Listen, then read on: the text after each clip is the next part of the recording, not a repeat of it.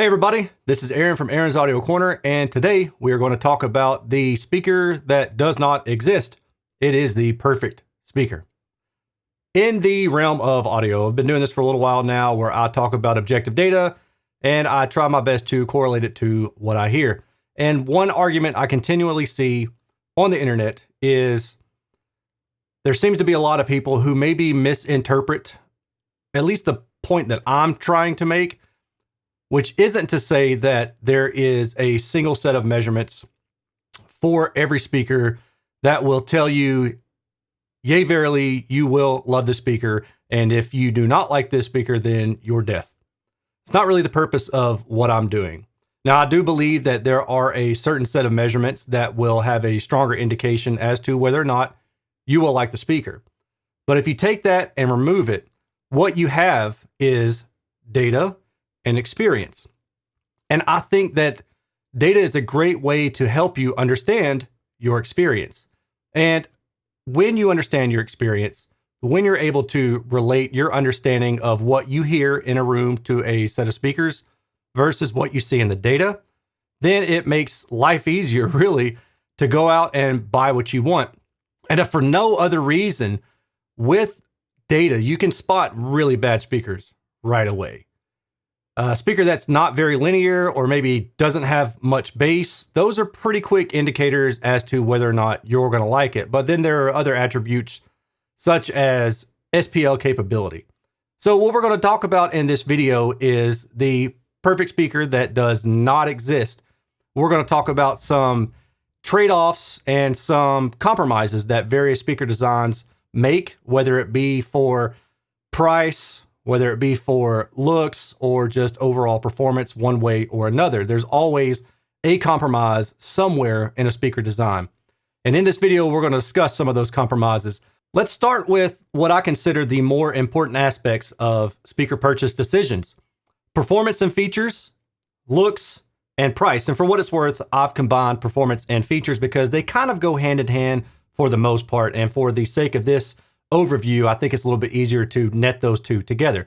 So let's break those out separately. Performance and features. We have linearity, directivity, low frequency extension, passive versus powered, three-way versus two-way, monopole versus cardioid, SPL capability, sensitivity and load, or the amplification aspect that you will need for a passive speaker, and stuff-like inputs such as HDMI, USB, analog inputs, etc. Then we have looks. What kind of look do you want out of your speaker? And then we have price, and we can talk about the extremes. You have budget priced, and then you have extremely expensive, only the rich can afford these kind of speakers. But when you look back at this, what you find is that you're going to have to take a trade-off somewhere. And one obvious example is price versus looks. You're not going to get a really architectural looking speaker for $50. It's just not going to happen. You're probably also not going to get really high performance for little of nothing. And what I find is that out of these three net things, you're probably only going to get two. The other one, you're just going to have to bite the bullet and live with. So let's say that you've narrowed things down and you know your budget. You kind of have an idea of what you want it to look like, but now you need to figure out performance. And how do you squeeze the best performance for what you need out of your price range and the speakers that you're looking at based on their aesthetic? Well, this is when the data comes in, and this is where the data can really help you narrow things down. So let's take a few different measurements and break down the different components, talk about the trade-offs between speaker performance and the cost and the overall looks. And for performance, we're going to focus mainly on the CEA 2034 data. We're going to focus on the estimated in-room response. We're going to focus on the horizontal radiation pattern, and we're going to focus on compression. Now, there's tons more data that I have out there, and I do welcome you to go check it out on my website. But these are the main factors for me that matter when I'm looking at a speaker. And then once they pass those attributes, then I'll drill down to the other stuff to help me fine-tune and pick out what I think I want to listen to. We're going to start off with my current favorite budget speaker, and it is the Numi Bs5. Retail is $109 per pair. First thing we're going to look at is the Spinorama data. From the Spinorama data, there are a few things that stand out to me as an analyst. The relatively low sensitivity, I'd say it has an average of about 83 dB at 2.83 volts, 1 meter. The linearity, I would say, is between poor and fair and good.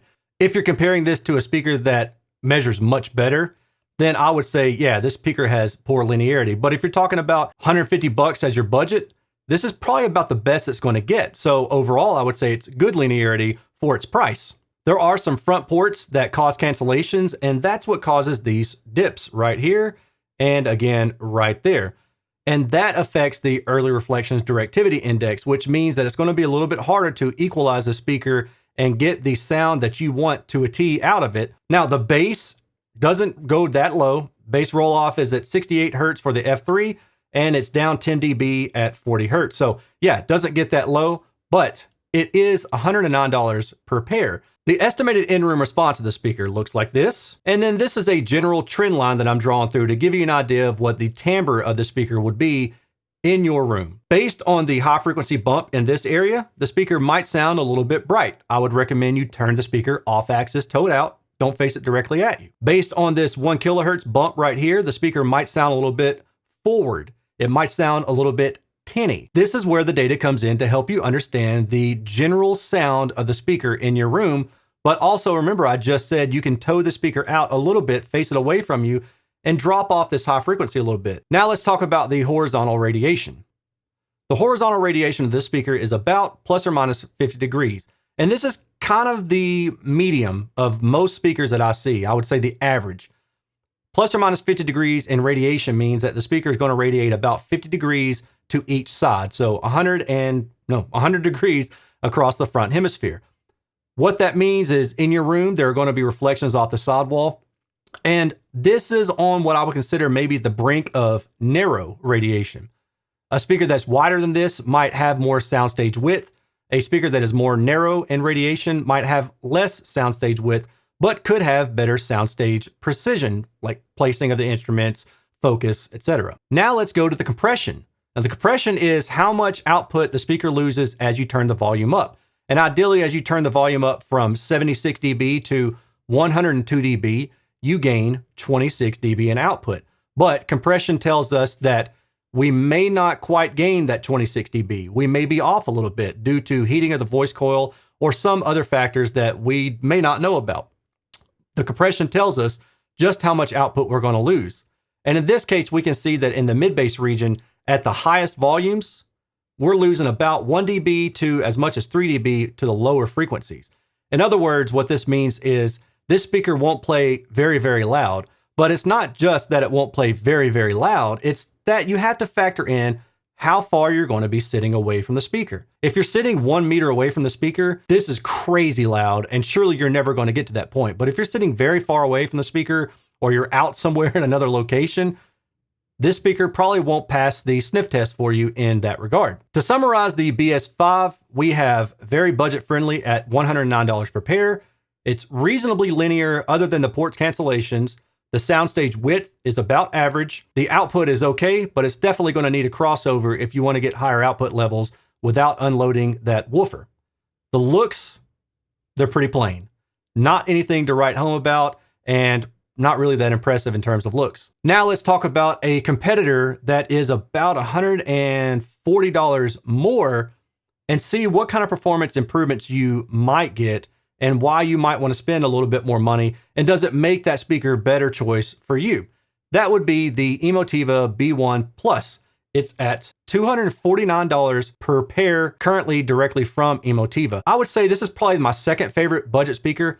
It steps up to that next level and it gets you a little bit better performance, but what kind of better performance are we talking about? Well, here I provided kind of a quad chart. You can manually go back and check these out later if you want to, but in the top left corner, we've got the spin data, and the top right, we've got the estimated in-room response.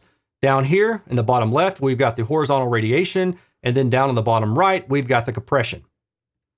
Now, some things to note about this performance is it has similar looks to the BS5. It has better linearity than the BS5. The F3 and the F10 are somewhere in the same ballpark. It does have better early reflections directivity index, which means that it will take better to equalization. It has better estimated in-room response, and we can see that through here. So it's a little bit more neutral in that region. It does have slightly wider soundstage at about plus or minus 60 degrees. So it's not a lot wider, but it is a little bit wider, and that may be a factor for you. Conversely, you may not want that extra soundstage width.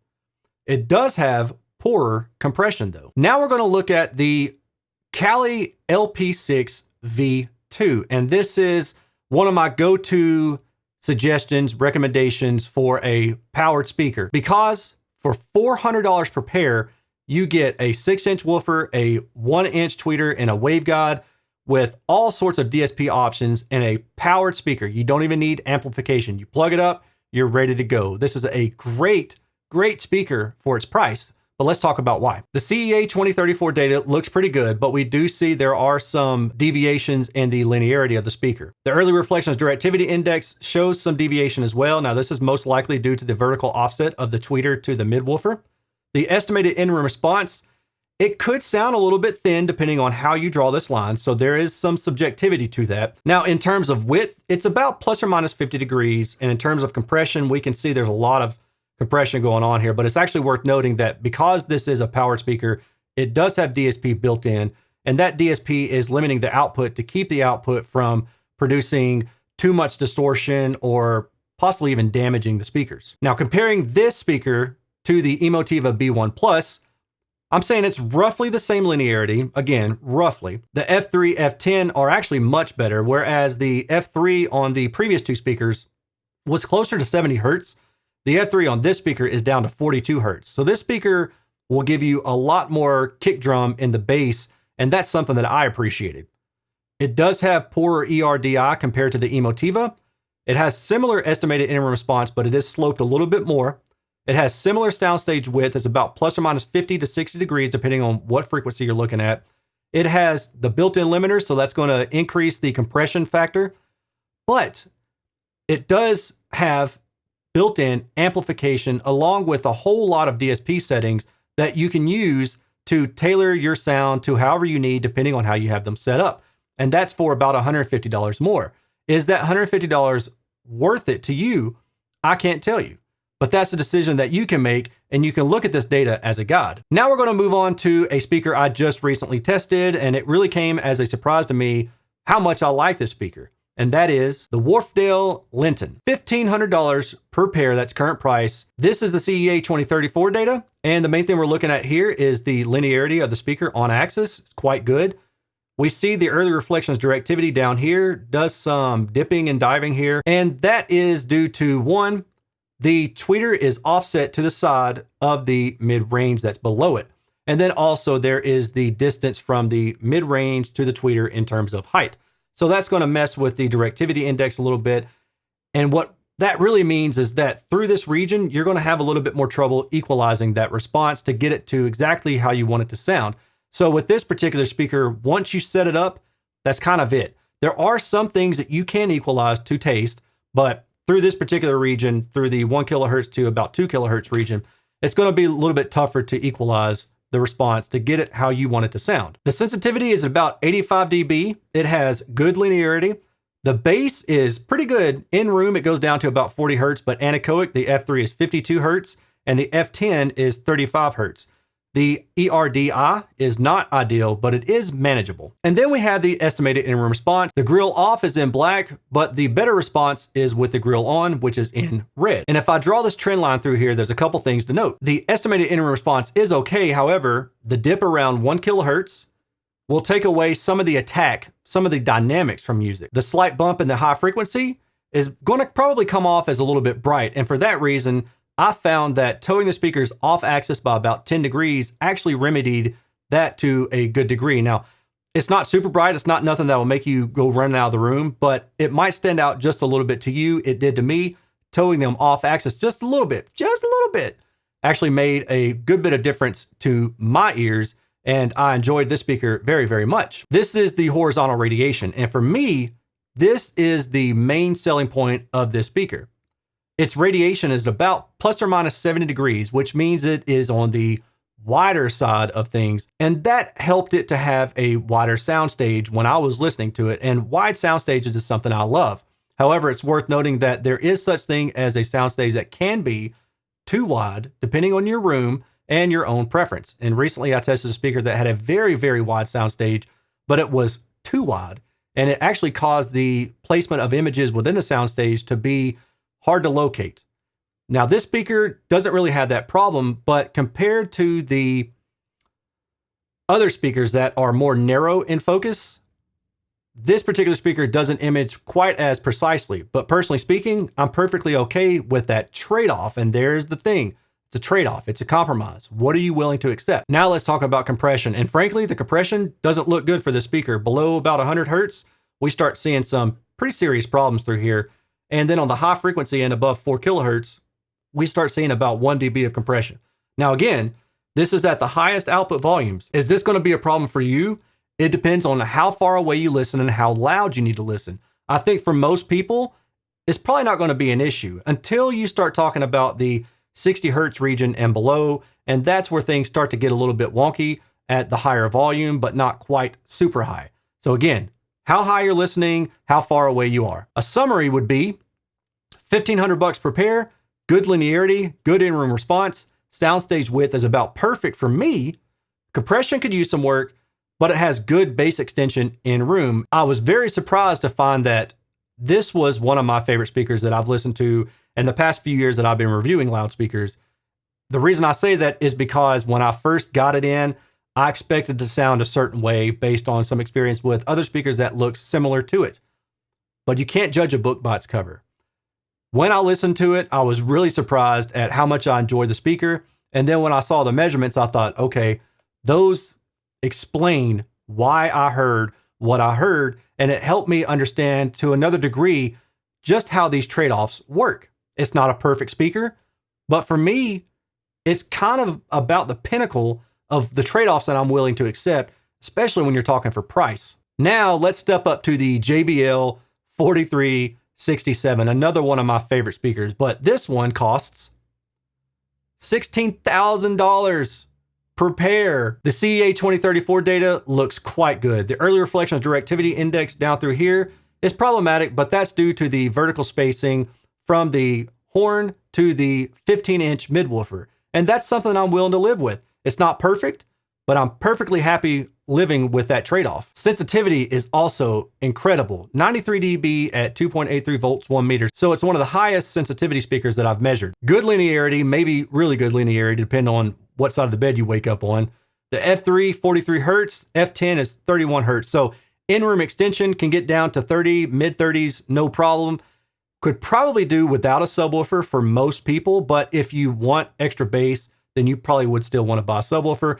But this does get lowest out of the speakers that we talked about today. And this is the estimated in-room response. You can see through this trend line, there's a couple things. One, there is a bit of a bass punch down here. Now that's going to give the bass a little bit more punch in that 60 to 100 hertz region. And I enjoy that. This dip right here around 700 hertz, that's due to the vertical alignment. And that's not something that I really had a complaint with in terms of timbre or tonality when listening to this speaker. Now, the high frequency part I find quite interesting. And I think this is why so many people regard this speaker as sounding, quote, warm. The reason I say that is because typically when I talk about warmth in a speaker, I'm talking about mid-range versus treble. And if the treble is rolled off a little bit earlier, then I would consider that warm because the mid-range has a little bit more presence to it, stands out a little bit more. That's what I deem as warm. And that's why I would call this speaker warm. And I think that's why a lot of other people are calling this speaker warm. Now we come to the trade-off. The radiation horizontally is only about plus or minus 40 degrees. So it's not a very, very wide radiating speaker. And in fact, I would consider it more on the narrow side. But was this a problem for me in my listening? Not so much. Would I have liked it to be wider? Yeah, if I could get this speaker to about plus or minus 60 degrees, I would love it. But this speaker is designed a certain way with a certain set of attributes, and those attributes allow it to perform better in other ways. So again, we're talking trade-offs. Now, what other ways am I talking about? Well, specifically dynamics. Check out this compression. Look how low the compression is. I mean, it's practically, you could basically say that there's no compression on the speaker. And in fact, I said practically no compression. This makes for a very, very dynamic speaker low to high volume, soft sound to loud sound, just great throughout. And that's why this is one of my favorite speakers so far. So to recap, this speaker is $16,500 per pair, good linearity, good in-room response, soundstage width typically narrow for my taste, compression is impeccable, and the look is somewhat retro. That's it for my examples. Now, I know that there's a whole lot that I'm leaving out. I mean, I didn't even talk about the different radiation patterns from cardioid versus monopole versus dipole. We didn't even get into that. We didn't talk about floor standards versus bookshelves. We didn't talk about the vertical coverage pattern. I didn't really talk about soundstage depth, the concentric alignment of some certain designs, active DSP designs that are time aligned and perfectly phase aligned. I didn't get into that because there's so much that we can talk about. And what I hope is that I cover those aspects in other reviews. But this one, I wanted to be a little bit more of an upfront, easy pill to swallow on why data is helpful. What have we learned in this video? Well, hopefully it's that not all speakers share the same traits, and there are different aspects to speakers that make them sound different. And by using the data, we can understand what it is we like about a speaker or we might not like about a speaker. Not everybody likes the same sound. Not everybody has the same budget. Not everybody likes the same look of speakers, and that's what makes them unique. And in my opinion, that's what makes this hobby so much fun, because we get to drill down and understand a little bit more about that design and what it is about that design that we may or may not like. And then we get to talk to our buddies who, hate that design, and we're like, dude, you're crazy. This speaker sounds great. And they're saying, oh no, this is why I don't like it. But the cool thing is somewhere in there, if you two look at the data, you might be able to understand why. So let's say you both have the exact same speaker in the exact same room with the same everything. He has them facing directly toward him. You have them facing out into the room. They're going to sound different. First example of an easy way to identify differences in how speakers sound different to us, even if we generally like the same thing. Maybe we just don't have them set up in the same way. But then there's also the fact that we have our own inherent biases toward brands or toward looks. Most people prefer a linear response on and off axis. But when we talk about those things and how we use the speaker, or how we turn the speaker this way, or where we're sitting relative to the speaker, or the contents of our room, if it is very, very lively room, say one that has like glass walls or something, if you're super rich and you have that kind of thing. Maybe you have no carpet anywhere. Maybe you've got a very wide space and you're going to need additional SPL. Maybe you like to sit close to the speaker. Maybe you like a speaker that has DSP built in so you can do some tweaks. Maybe you like a pure passive speaker so you can have fun swapping amplifiers around. I'm not going to get into that, but we do know that people like swapping amplifiers around, and that's cool. That's what the hobby's about. It's about playing with stuff. It's about learning. But ultimately, what I truly hope that you learn from this channel is what you're hearing and why you're hearing it that way.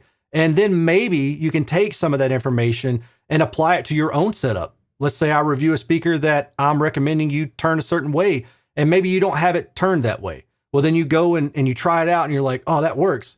But if it doesn't, that's cool too. Maybe you like it the way it's set up as is. What matters is you understand that there is no perfect speaker. That just does not exist. There's always going to be a trade-off, whether it's in width or compression, distortion, frequency response linearity, on axis, off axis. We all have our own preferences. We all have our own biases, and that's important to understand. But this doesn't mean that the data is invalid. The data is there to help us understand what we're buying, what we've already bought, how to set things up, how to get the most out of it, what our friends are hearing, and ultimately to better our own enjoyment of the stereo that we dream of or the stereo that we currently have. And that's what I hope that you've taken from this, and I hope that you will continue to take from my future reviews as I go on, as well as other people's data. Don't thumb your nose at the data. We're like, this data's stupid. Use it to your advantage, make it worth your while, and I promise you that you'll be happy that you did. And with that said, I am out. I hope you all have a good one, and I appreciate you watching. If you don't mind, give this video a thumbs up. That will help spread the word. And if you haven't already, please consider subscribing below, hit the notifications bell, all that cool stuff. I will talk to you all later. Take care.